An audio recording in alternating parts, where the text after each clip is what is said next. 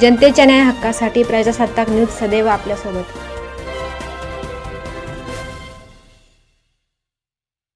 मुस्लिम समाजाचा पवित्र रमजान महिना सुरू असून आज दुसरा रोजा आहे।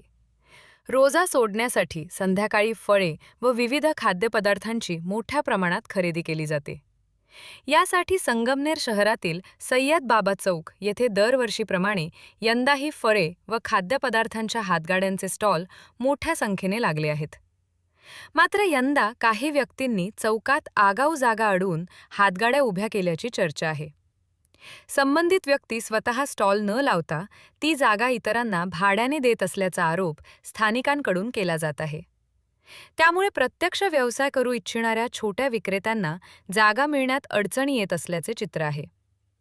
याशिवाय हातगाड्यांची गर्दी वाढल्याने परिसरातील स्थायिक रहिवाशांना गल्लीतून ये-जा करताना मोठा त्रास सहन करावा लागत आहे।